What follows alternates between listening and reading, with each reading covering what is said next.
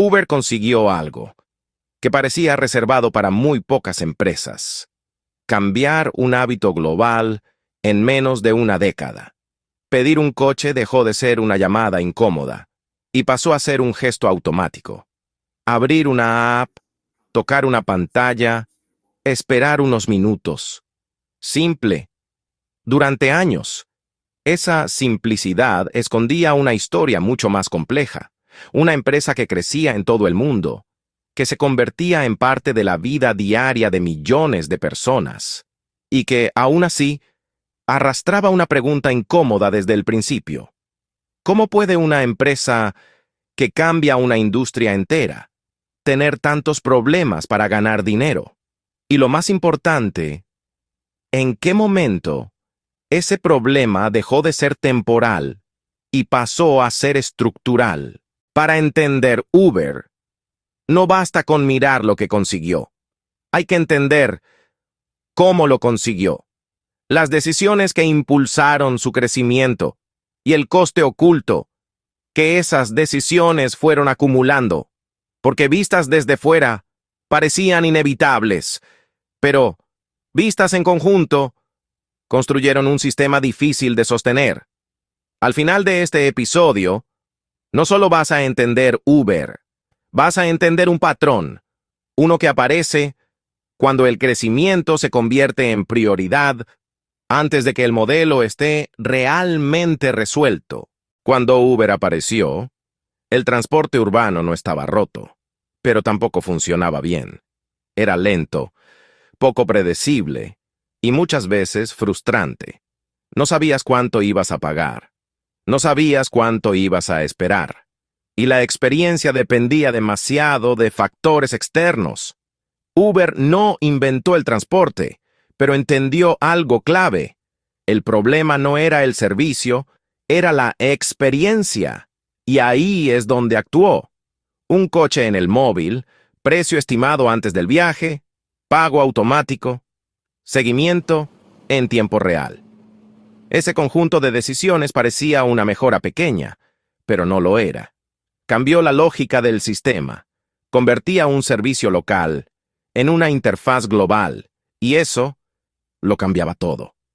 Cuando todo parecía funcionar, Uber empezó a escalar. Rápido, ciudad tras ciudad, país tras país. El objetivo no era solo crecer, era adelantarse, porque en plataformas de este tipo, quien llega primero tiene ventaja. Más usuarios atraen más conductores. Mejoran el servicio. Mejor servicio atrae más usuarios. Ese ciclo parecía suficiente, pero tenía una condición: que el sistema se sostuviera por sí solo. Y eso no estaba ocurriendo. Para acelerar ese ciclo, Uber tomó decisiones muy concretas, decisiones que, por separado, tenían sentido. La primera fue bajar el precio, ofrecer trayectos más accesibles que las alternativas. Eso hacía crecer la demanda. Pero esos precios no siempre cubrían el coste real.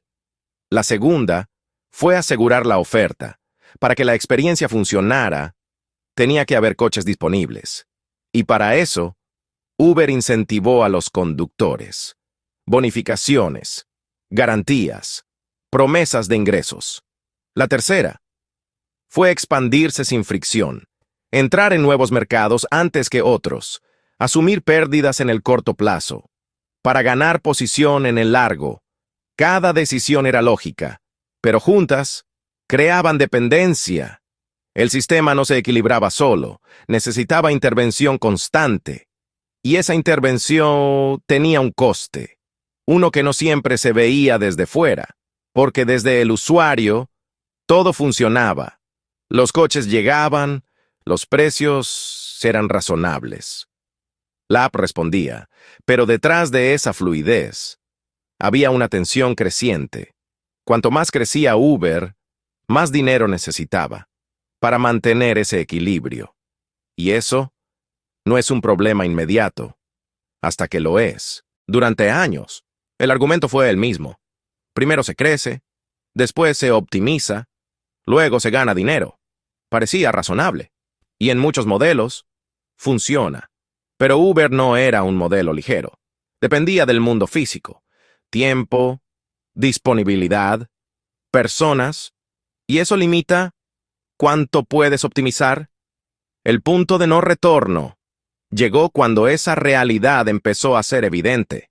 No de golpe, sino poco a poco. La competencia no desaparecía del todo. Los usuarios se acostumbraban a precios bajos. Los conductores a incentivos constantes.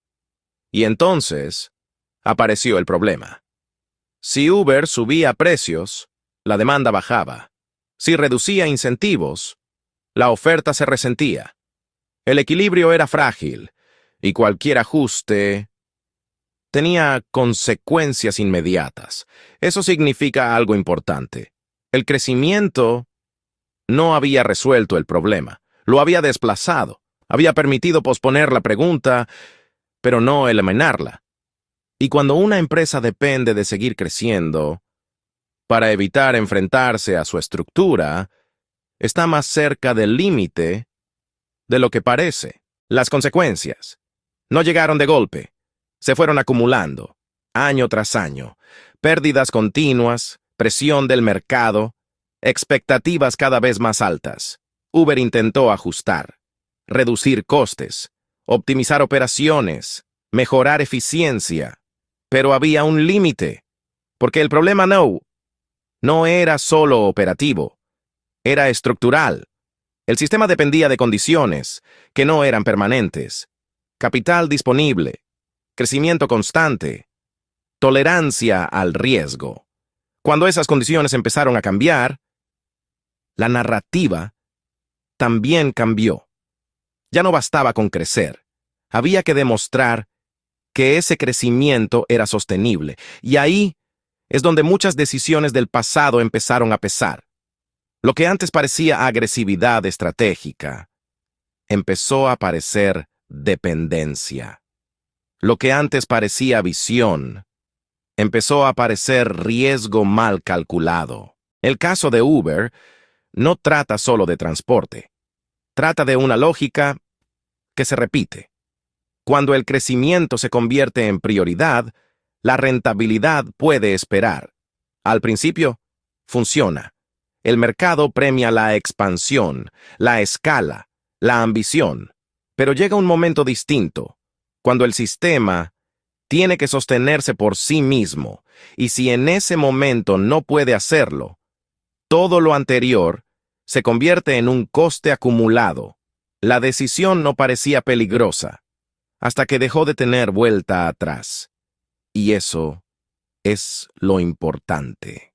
Las empresas no fallan por decisiones absurdas, fallan por decisiones que tenían sentido en su contexto, pero dejaron de tenerlo con el tiempo, porque el entorno cambia, el capital cambia, las expectativas cambian, y lo que antes era una ventaja puede convertirse en una limitación. Uber cambió el mundo, eso es innegable, pero este caso obliga a mirar más allá, a entender que cambiar una industria no es lo mismo que construir un modelo sostenible, y que este patrón no pertenece solo a Uber, aparece en otras empresas, en otros sectores, en otros momentos, empresas que parecían invencibles, hasta que tuvieron que demostrar que también sabían sostenerse cuando el crecimiento dejó de ser suficiente.